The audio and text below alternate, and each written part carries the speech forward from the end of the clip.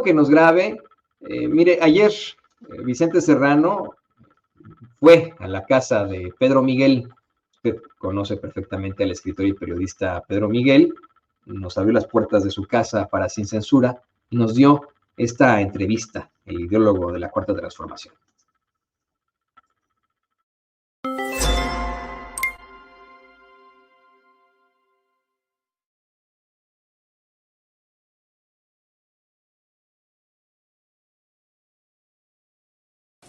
Con el querido Pedro Miguel en su casa.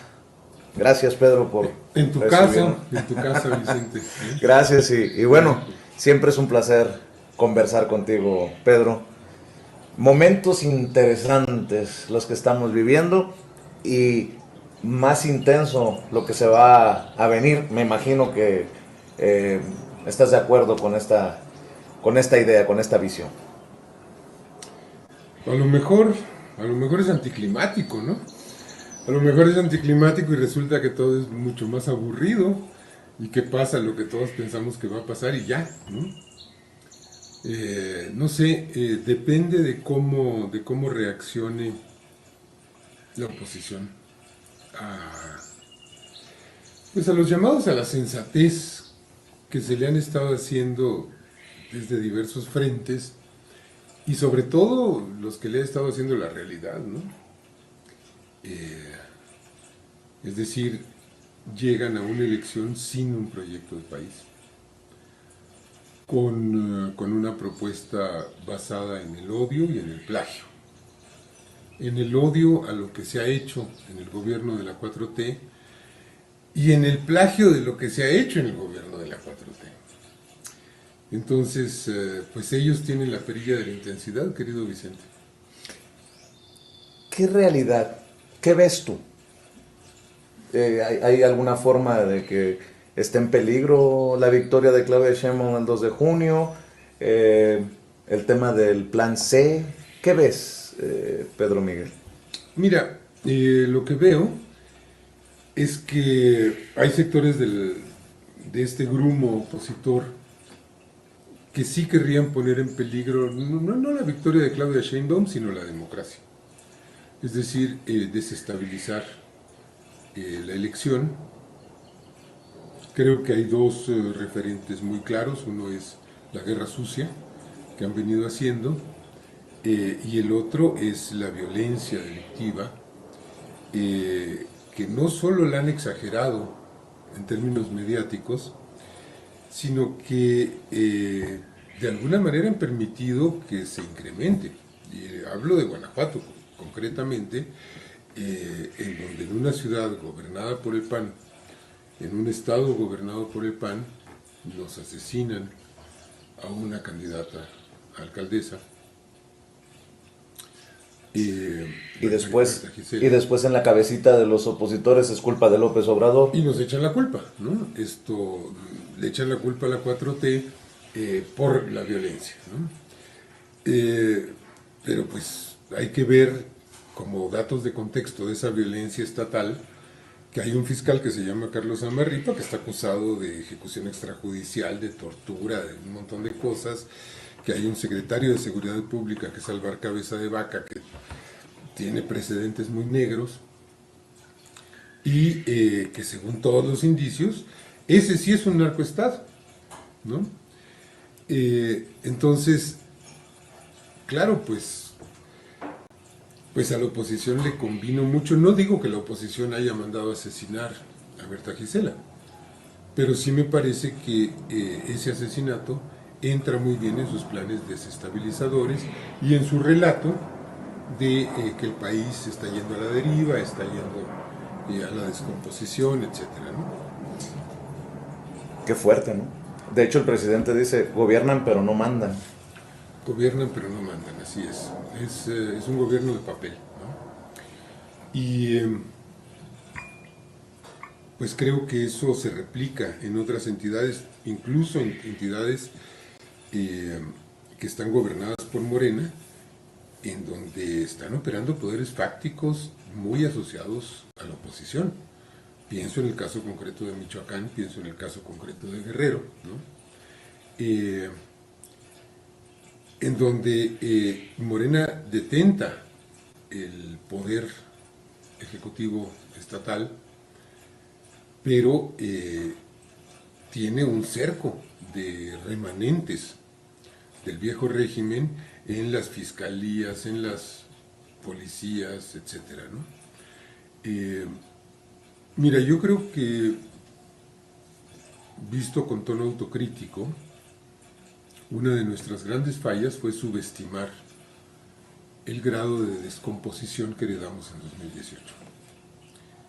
Y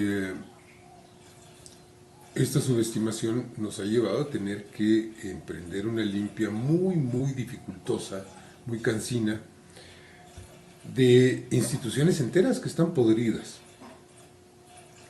Las más insospechadas, a veces. Desde luego, corporaciones policiales, ¿no? Enteras. Organismos autónomos, organismos descentralizados, y oficinas enteras del Poder Ejecutivo en las que ha sido muy difícil este trabajo de limpiar la corrupción, ¿no? Y en los ámbitos estatales esto se traduce en obstáculos muy severos para avanzar en la pacificación del país y en el establecimiento del nuevo paradigma que plantea la 4T con respecto a la guerra contra la delincuencia o contra el narcotráfico que se viene arrastrando de gobiernos anteriores, que es la construcción de la paz. Hay un caso paradigmático que es el caso de Veracruz.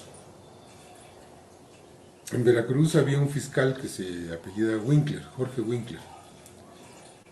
Cuitláhuac García se encuentra con ese fiscal que se lo deja Yunes pegado con cola loca a la silla, 9 años, algo así.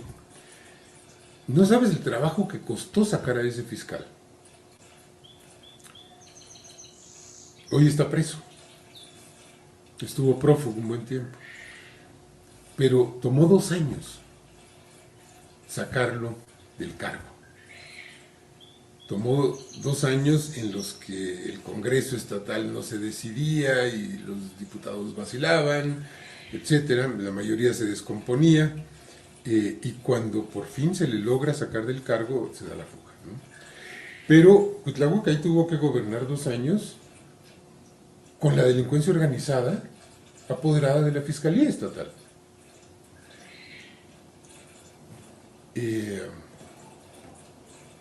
No son solo las fiscalías, no son solo los niveles directivos, ¿no?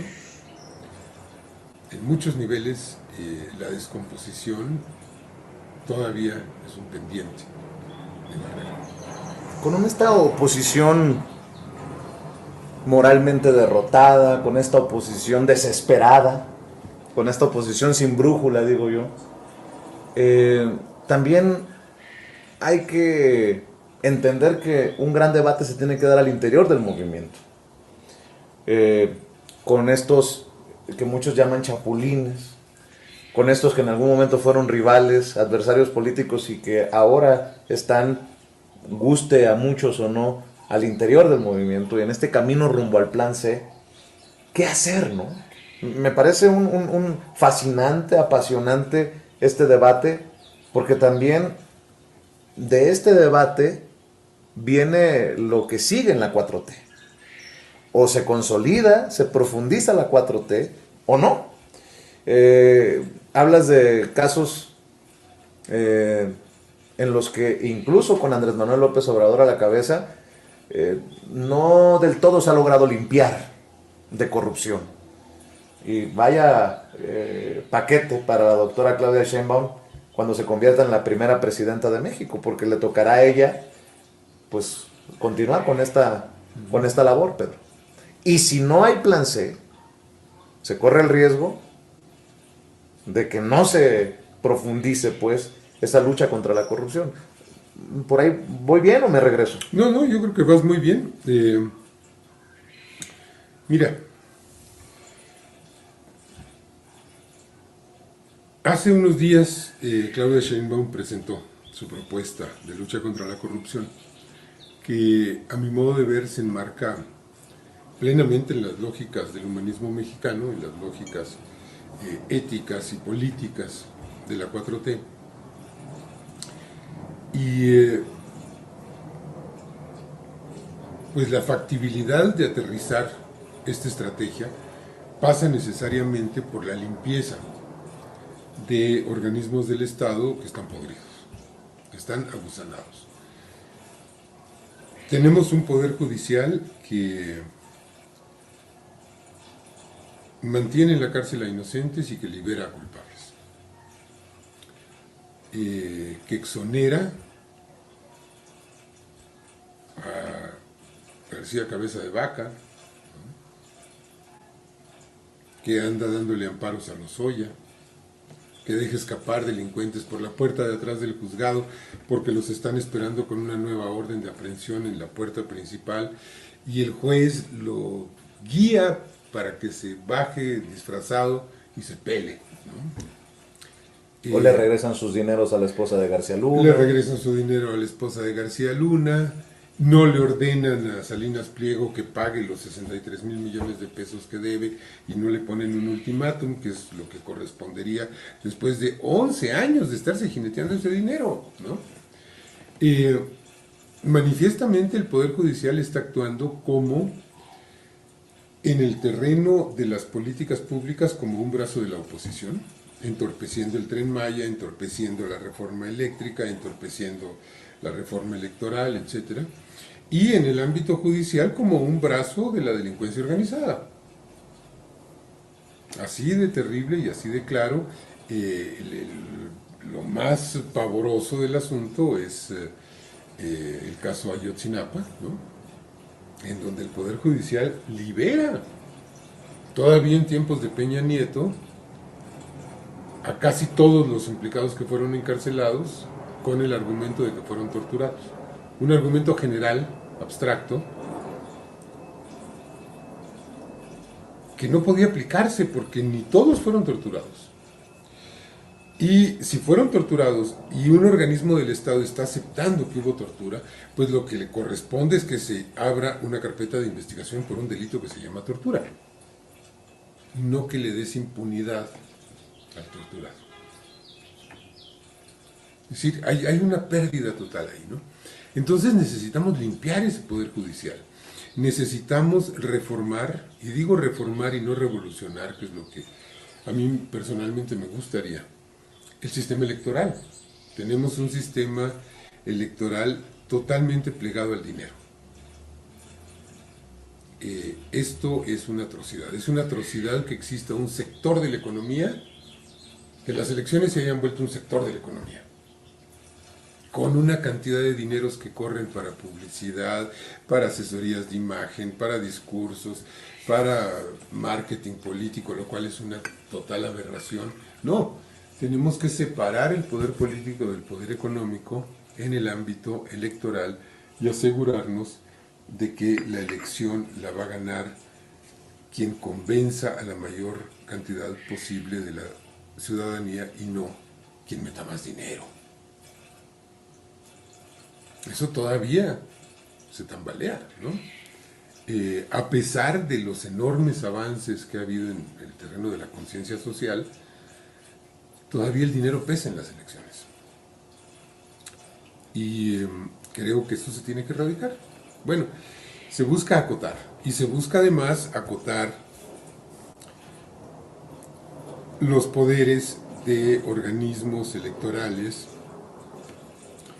que fueron creados para simular que se impedía el fraude mientras se posibilitaba el fraude. Y a los que se le fueron dando atribuciones que hoy en día, cuando no existe una fuerza gobernante fraudulenta, resultan absolutamente exagerados y hasta monstruosos, ¿no? Es decir, ahí tienes, por ejemplo, la discusión de si había que censurar o no el libro del presidente, ¿no? Una locura, ¿no? Una locura. Es decir, dices, a ver, la Iglesia perdió su capacidad de censura desde las revoluciones liberales, ¿no? El Estado la fue perdiendo hasta que la terminó de perder y ya el Estado no puede censurar. ¿Qué poder puede censurar hoy en día? El INE, El tribunal. el tribunal de la Santa Inquisición, ¿no? ¿Qué es esto? Y los medios privados censuran. Hoy en día las fuentes de censura vienen de los capitales que poseen los medios informativos y de las autoridades electorales. Fíjate qué paradoja. A ver, voy entendiendo que tú crees que la oposición es el PRI, el PAN, el PRD, El los INE, medios de comunicación, los el medios de INE, el comunicación, tribunal sí, y, la COFESE, y el Poder Judicial. el Instituto ese de la Transparencia. Sí, todo eso es la oposición. Sí. ¿La oposición a qué? ¿A López Obrador? ¿A la 4T? ¿A la transformación del país? ¿A qué? ¿A perder los privilegios? ¿A qué son oposición? Básicamente a la lucha contra la corrupción, a la redistribución del presupuesto y a la democracia, es decir, al poder del pueblo. Mira, yo creo que hay sectores muy enojados con la pérdida de privilegios, y no hablo de todo el empresariado, ¿eh? Es decir, prácticamente todo el empresariado participó en los esquemas de corrupción del régimen neoliberal, pero la mayor parte del empresariado se dio cuenta de que eso no podía seguir y aceptó nuevas reglas del juego, que son muy simples. Es hacer negocios lícitos y pagar impuestos. Ya, ¿no? Pero hay un reducto de ese empresariado que no lo aceptó, Salinas Pliego, por ejemplo, los que representaba a Walter de Hoyos, ese de la Coparmex,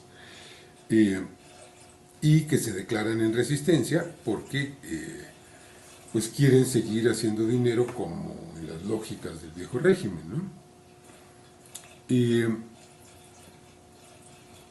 Y obviamente la redistribución del presupuesto y la reorientación del presupuesto los mete en problemas, es decir, el presupuesto se iba a sus bolsillos, el presupuesto público, a sus bolsillos y a los bolsillos de la clase política tradicional, el cártel de las medicinas, por ejemplo, ¿no? Que ahí están Narro, Madrazo, Beltrones, ¿no? Toda esta gente. Bueno, y el gobierno de la 4T, entre la lucha contra la corrupción, entre la lucha contra el huachicol, entre la lucha contra la evasión fiscal y la austeridad republicana, ha logrado liberar 4 billones de pesos de recursos que se han ido a programas sociales. Pues 4 billones de pesos es un dineral, pues no les gusta perderlos, pues es que ese dinero se lo robaban. Bueno. Y en tercer lugar te decía, es una aversión a la democracia, al poder del pueblo. Mira, Enrique Krause escribió alguna vez su libro ese, Por una democracia sin adjetivos, en el que él planteaba que la única democracia válida era la que a él le gustaba, que es la democracia oligárquica, representativa, burguesa, liberal, llámale como quieras, ¿no? Es decir, pues esa democracia que convoca al pueblo cada 4, cada 6, cada 10 años a que escoja un representante y los representantes se hacen bolas. Y en ese periodo los representantes son cooptados por el dinero y van conformando una costra, una clase, ¿no? Aliada a la de los dueños del capital. Yo digo que la democracia hay que adjetivarla. Sí, con adjetivos. Sí, por una democracia con adjetivos, por supuesto, fuera máscaras. Porque esa democracia sin adjetivos es una democracia oligárquica y antipopular. No. Farsante. Es una farsa. Básicamente es una farsa. No es una democracia. Es una oligocracia.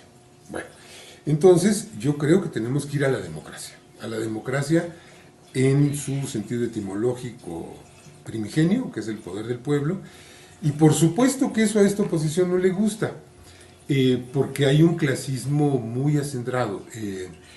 Mira, yo creo que esta oligarquía desplazada no perdona que se le hayan quitado contratos, que se le hayan quitado subsidios, que se le hayan quitado un montón de cosas. Y sobre todo no perdona que haya un indio naco en la presidencia de la República, porque el pueblo le choca. Y porque simplemente no le cabe en la cabeza que somos un país de indios nacos e insumisos. Los que hicieron la independencia, los que hicieron la reforma, los que hicieron la revolución, somos indios nacos insumisos. Pues claro que no les gusta. Bueno, en el concepto de estos personajes clasistas y discriminados, lo que significa eso, ¿no? A mí no me viene mal que me lo apliquen. Me da mucho orgullo. A ver, el hecho es que, pues, ¿qué le dicen? El macuspano, ¿no? Aldeano. Aldeano, ¿no? El Mesías tropical, ¿no? Te lo imaginas con cocos y collares de conchas, o sea, es un absoluto clasismo En términos del hijo de Xochitl Gálvez, un gato, ¿no? un gato, ¿no?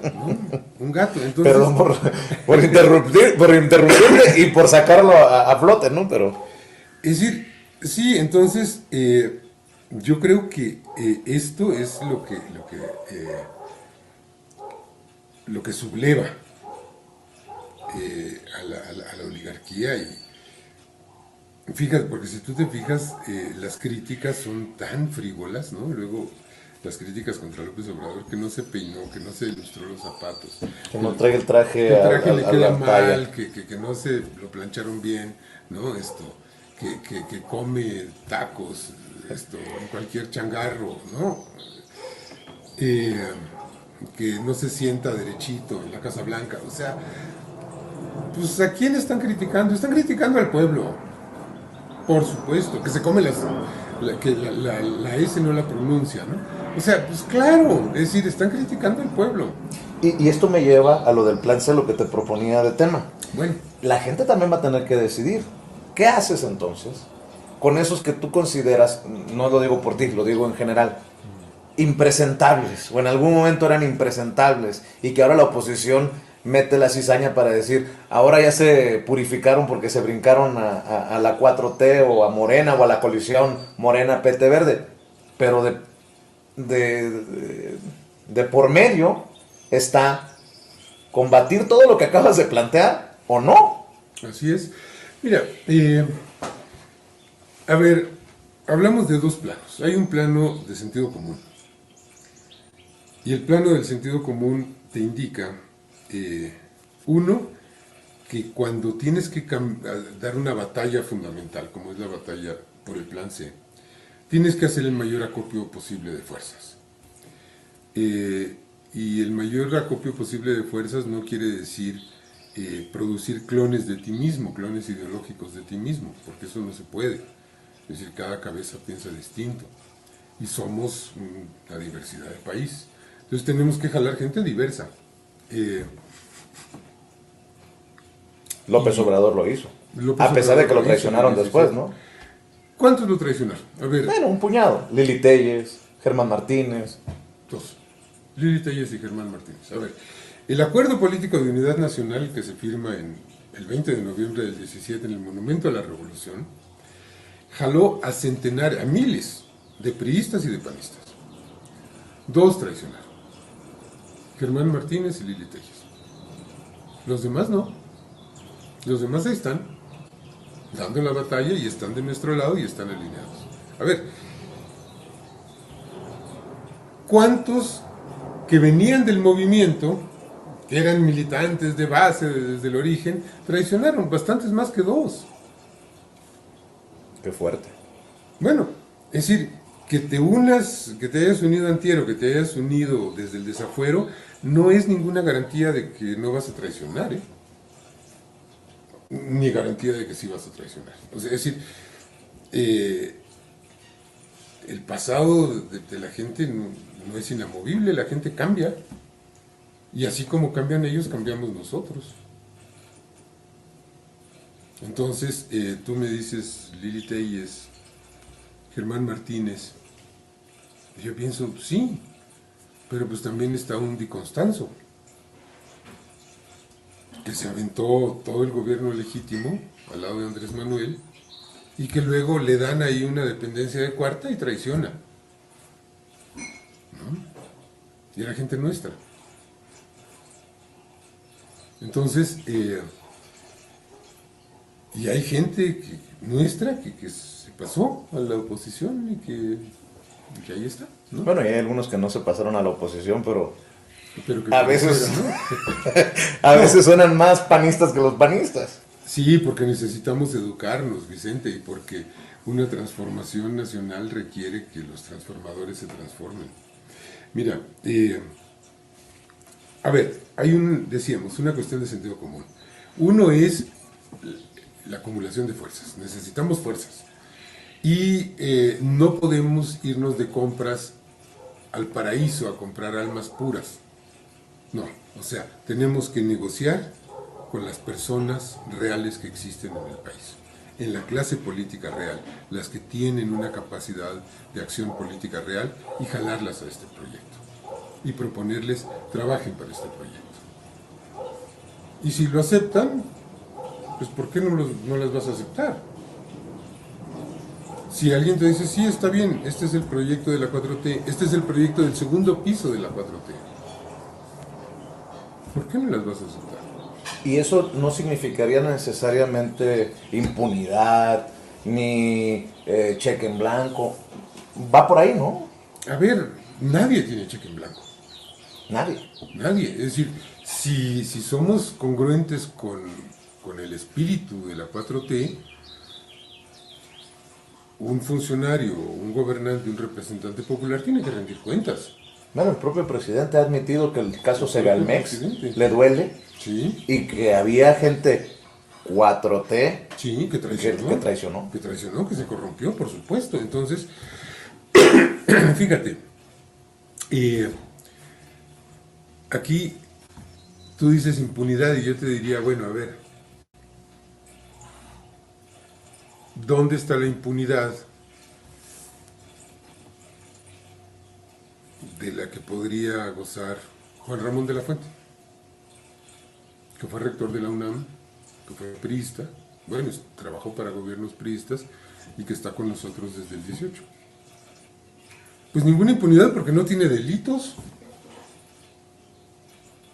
porque ha sido un cuadro consecuente, nos representó en el Consejo de Seguridad de la ONU, está trabajando con Claudia Sheinbaum.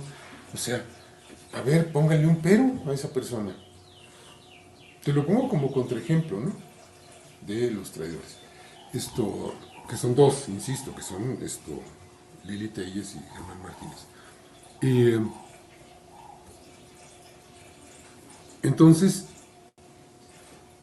fíjate, hay un caso paradigmático, Coahuila, ¿no? En Coahuila estaba el empresario que falleció en Guadiana, Armando Guadiana. Estuvo con la 4T por lo menos desde 2011, ¿eh? Y fue leal a la 4T. Él tenía ideas muy singulares que no eran propiamente ideas populares ni gratas para la mayoría de la militancia de la 4T. Era taurino, por ejemplo. A la mayoría de nuestra banda no le gusta esto, ¿no? Era empresario carbonero, lo cual lo hacía cuestionable a ojos de muchos. Sí, es cuestionable, ¿no? La explotación carbonífera a estas alturas, ¿para qué? ¿No? ¿Para qué está sacando carbón de la tierra? Es cuestionable, etc. Pero el tipo nunca traicionó al movimiento. Y otro que recibió cargos, que se le abrió el margen, que fue Mejía Verdeja, cuando la encuesta no lo favoreció, se fue corriendo a romper al movimiento. Entonces, el pasado pues no determina. Todavía hay gente que está protestando contra Manuel Bartlett, uno de los activos más importantes de la 4T, ¿no? Pero es que el fraude del 88, bueno, se puede discutir sobre el fraude del 88, pero yo lo que sé es que desde 2004 Bartlett ha estado del lado de las causas de la soberanía nacional. Y se ha fajado en el Congreso como legislador, etc. Y ahora como director de la Comisión Federal de Electricidad por la defensa de la soberanía nacional. pero hay que tocar a Bartlett, ¿no? Y luego están los descontentos porque pues alguien es seleccionado como resultado de un proceso de negociación, que también los hay, porque somos una coalición, porque tenemos una cuota de candidatos externos al partido.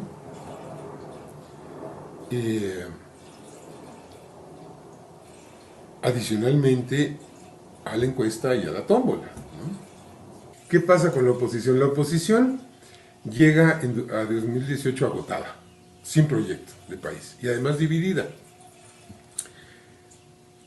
Los abrumamos con la votación. Se produce una insurrección electoral de la gente para deponer al viejo régimen. Instauramos la 4T, que es una revolución en curso. Y en estos 5 años, la oposición ha perdido el tiempo. Se ha dedicado a lamerse las heridas en lugar de plantearse un proyecto de nación alternativo, o sea, un proyecto de nación de derecha. Puede haberlo, ¿no? ¿Por qué no? Tendría que haberlo. Pero no, lo único que hay es, ay, vamos a regresar a robar, pero vamos a disfrazar de que somos un poquito 4T deslactosada, ¿no? Eso es Xochitl Gálvez, ¿no? Básicamente. Les vamos a dar pensiones desde los 60 años, pero solo algunos, ¿no? O sea, es insustancial y la esencia privatizadora del viejo régimen está intacta en las propuestas del PRIAN, ¿no? O sea, llegan a la elección de este año sin proyecto de nación. Eso es insostenible. Eso es insostenible y a mí me parece que es importantísimo que esta oposición se reformule. Lo mejor que le podría pasar a la oposición, a la derecha, es que todos sus partidos perdieran el registro. ¿Para qué? Para que se vea obligada a reorganizarse. Porque sigue aferrada a unos cascarones electorales. A unos cascarones electorales que no representan nada. Tan no representan nada que se aliaron el PAN y el PRI. Solo en la plenitud de la vacuidad se pueden aliar dos cosas que se suponían antagónicas. Bueno, como ya no tienen contenido, pues ya no hay problema, porque ya ni son agua ni son aceite, ya no son nada, ¿no? Bueno, entonces, esta oposición yo creo que tendría que refrendar su derrota del 18, ahondada, acentuada, multiplicada, para que tenga una lección de realidad y empiece a partir de una tabula rasa a construir un proyecto de nación. Creo que sería una lección muy importante de eso, de realismo, porque es increíble que muchos de sus integrantes siguen pensando que la 4T es un accidente histórico, intrascendente, que lo pueden remontar en cualquier momento. Es increíble que sigan pensando que pueden volver a las lógicas de antaño. Esas lógicas están destruidas para siempre. Siguen pensando en términos de dedazos, siguen pensando en términos de tapados, siguen pensando en términos de maximatos, siguen pensando, o sea, todavía hace un año estaban diciendo, es que la intención secreta de López Obrador es reelegirse. O sea, por favor, no es ya el viejo régimen. Esto es una cosa en construcción, que está construyendo sus propias reglas, ¿eh? Y es un momento sin duda incierto, sin duda angustioso para muchos, porque lo viejo no termina de morir, lo nuevo no termina de nacer, hay retrocesos, hay contradicciones, hay incoherencias, todo eso pasa, pero lo que no va a pasar es un retorno de las viejas lógicas del régimen oligárquico, porque ese régimen oligárquico está roto sin remedio. Déjame pedirte para cerrar, si te parece, Pedro Miguel, una reflexión de cara al primer debate presidencial entre Claudia Sheinbaum, Xóchitl Gálvez y Jorge Álvarez Maínez este domingo. Y tal vez también en el ocaso o en la recta final del gobierno del presidente Andrés Manuel López Obrador con el 73-75% de aprobación. ¿Qué reflexión le dejas a esta gente que nos ven sin censura y que está comprometida con la transformación, que tiene sus ciertas dudas, sus preocupaciones y que a lo mejor también se le complica en medio de tanto ruido ver claro, ¿no? ¿Qué reflexión dejas? Hay que participar, hay que salir a votar, hay que tener confianza en nuestros dirigentes, hay que tener confianza en nuestro movimiento y en su expresión partidista, que es Morena. Morena pues defrauda a quienes buscaban una posición y no la alcanzaron, pero no es Morena la que defrauda, es la vida, porque cuando hay un puesto y 6 aspirantes, pues 5 se van a quedar frustrados porque solo el puesto es para uno, ¿no? Entonces, yo creo que hay que tener mucha honestidad para reconocer que esas frustraciones no se le deben achacar a la dirigencia, no se le deben achacar al partido, simplemente hay que asumir que la gente no nos prefirió y no pasa nada, no pasa nada. Yo digo que uno es útil en cualquier función. Si a mí me mandan a entregar documentos de una oficina a otra, voy y lo hago de mil amores y con todo gusto. Si esa es mi tarea para servir al movimiento, así lo voy a hacer. Si me piden que barra la cuadra, voy a barrer la cuadra. Si me piden que redacte un documento, voy a redactar un documento. ¿Es más importante una cosa que la otra? ¡No! ¿Es más importante un secretario de Estado que un militante que anda fatigando calles, brigadeando? ¡No! Tienen la misma importancia. Pensemos en términos igualitarios. Si pensamos en términos igualitarios, se nos van a quitar muchas cosas que son aspiracionistas, ¿no? Fama, privilegios, hasta dinero, ¿no? Hagamos la tarea que nos toca de buen humor, contentos, sin perder el sentido crítico, desde luego, pero entendiendo que la crítica es plenamente legítima,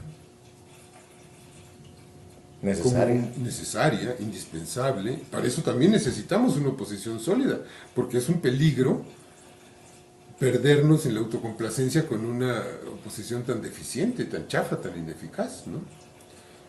Pero, decía, la crítica es necesaria como parte de un proceso de toma de decisiones, pero una vez que la decisión está tomada y hay que apoyar. ¿No nos gustó? Ni modo. ¿Nos gustó? Qué bueno. Pero estamos en un proyecto que es mucho más amplio que nuestras filias, que nuestras fobias y que nuestras ambiciones. Viene el debate, yo creo que vamos a ver a una aspirante presidencial con mucha solidez, con mucha serenidad, con mucho sentido ya de nación y de Estado, frente a una figura fabricada por los medios, por los bots, por la propaganda, sin ninguna solidez, sin ninguna consistencia, que anda de ocurrencia en ocurrencia, de chiste en chiste, dando bandazos, proponiendo disparates, y me parece que vamos a salir avante. Uy, le aplicaste un Chertorivsky a Jorge Álvarez Maínez, ni lo mencionaste. Irrelevante.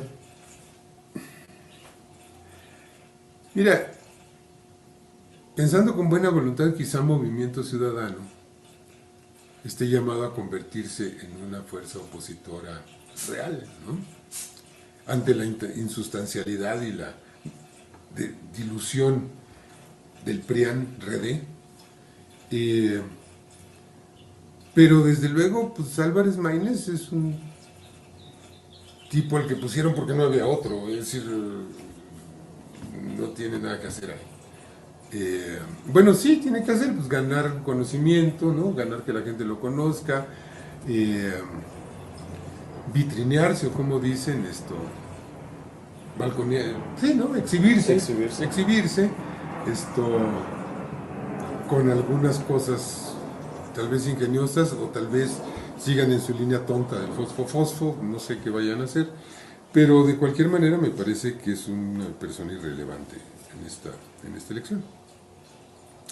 Y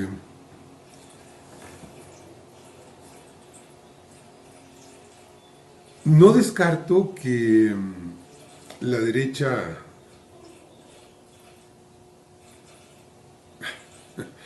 iba a decir la derecha fuerte, pero pues es la derecha menos débil, o sea, la del PRIAN, porque la MC también es una formulación de derecha, pretenda dar una sorpresa con una fabricación, con algún montaje tipo Loret de Mola, y que Xochitl lleve ahí en su carpeta algún invento escandaloso contra Claudia Sheinbaum, porque es un personaje al que le gusta dar golpes bajos y efectistas. Hay que estar prevenidos ante eso y no creer cualquier cosa que vaya a decir ahí Xochitl Gálvez, porque ella es capaz de decir, no sé, mano, o sea, que estamos Cualquier aquí cosa. sentados festejando que acabamos de asesinar a un niño y que luego nos lo comimos en el desayuno, o sea, no tiene ningún escrúpulo para decir cualquier tontera, ¿no? Ve cómo hizo esa campaña tan ignominiosa, tan miserable contra uno de los hijos del presidente, sin ningún fundamento, sin ninguna justificación, sin nada, solo para joder al presidente, ¿no? Don Tomás. Este es Tomás, les presentamos a Santo Tomás, que tuvo ahí algo que decir. Entonces, yo no descartaría que saliera ahí con un Lego, con una botarga, con alguna cosa. Pues creo que debe ser algo que no pasará de la nota de color, aunque los medios de la oligarquía derrotada van a querer hacer de eso la nota principal. Si es que les alcanza el presupuesto, que no se hayan robado, y el ingenio para inventar alguna insidia, ¿no? Fuera de eso no veo nada. Vamos a platicar, si te parece, después del debate. Después del debate. Y te agradezco siempre tu generosidad para recibirnos en tu casa, en tu mansión, Pedro Miguel. En mi mansión, que me dio la 4T, para comprar mis servicios de chayotero. Mientras tu Ferrari está estacionado afuera. Mientras está mi Ferrari estacionada afuera. ¿Sabes de dónde salió esta casa? Esta casa la compraron mis padres en el 78, 1978. Mi padre era psicoanalista, mi padrastro. Y aquí vivieron. Yo para entonces ya me había divorciado de ellos. Ya estaba, como diría el son jarocho, yo ya era peje del mar, ¿no? Y en 2018, mi madre muere en 2017 y en 2018 decidí venirme a vivir acá. Y siempre dije, seguro van a decir que claro, ya le hizo justicia a la 4T, ya se mudó, ¿no?, a una casa que tiene jardín, porque ya entró al... Y todavía no lo dicen, me tienen realmente decepcionado, todavía no me inventan esa. Luego van a decir que Don Tomás es de raza de esas caras, ¿no? Que es una pantera, ¿no? Pedro, siempre es un placer. Esta es tu casa. Muchas gracias. Amigos, continuamos en Sin Censura. Continuamos en Sin Censura. Qué interesante entrevista le hace Vicente Serrano a Pedro Miguel. Y miren, en este momento las redes se están plagando de mentiras precisamente, de falsas acusaciones, de calumnias, en contra de todos, en contra de todos los que de alguna u otra forma continúan buscando el progreso, tal vez la llamada cuarta transformación, en contra de los que están luchando con justicia y con verdad, no con calumnias. Está quedando muy, muy claro que los malos son ellos. los malos son los que están en la derecha. Perdón que lo diga así, ¿no? Pero los malos son los que están intentando regresar a la corrupción, a la impunidad, a los privilegios. Ellos mismos se están exhibiendo por lo que son. Ellos mismos se han exhibido por lo que son. Así que tenga mucho cuidado, notifíquenos si de pronto ve algo raro por ahí. No se asuste tampoco, ¿no? Es momento de que simple y sencillamente actuemos, que lo hagamos con mucha fuerza. Y bueno,